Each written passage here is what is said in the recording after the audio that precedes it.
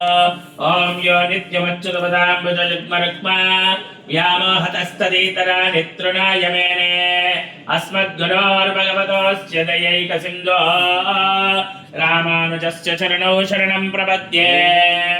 ओम वृषभाद्रि वृषशैलाधिप एव दैवतं नः वृषभाद्रीश्वर एव दैवतं नः फणिशैलाधिप एव दैवतं नः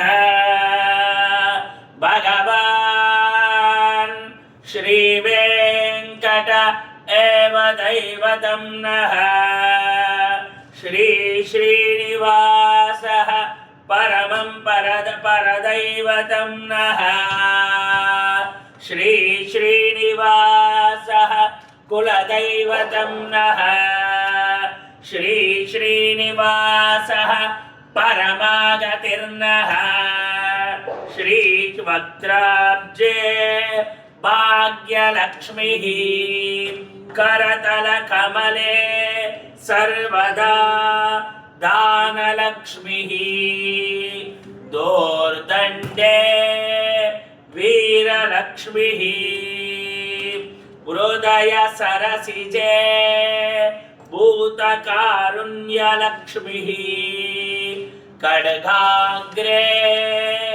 शौर्यलक्ष्मीः निखिल गुणगणडम्बारे कीर्तिलक्ष्मीः सर्वाङ्गे सौम्यलक्ष्मीः मयि तु विजयितां सर्वसाम्राज्यलक्ष्मीः श्रीर्वर्चस्यमारोग्यमायुष्यामभिधि महीयते धनं धान्यं पशुं बहुपुत्रलाभं शतसंवत्सरं दीर्घमायुः शतमानं भवति शतायुः पुरुषतेन्द्रिय आयुष्येवेन्द्रिये प्रतिष्ठति।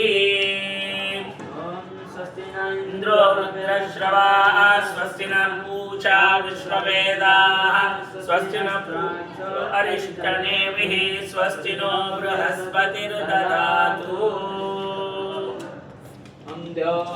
शान्तिरन्तरिक्षं शान्ति पृथिवी शान्ति शान्ति शान्ति वनस्पतयः शान्ति देवाः शान्ति ब्रह्म शान्ति पृथिवी शान्ति शान्तिरेव शान्ति नाना शान्तिरेधि।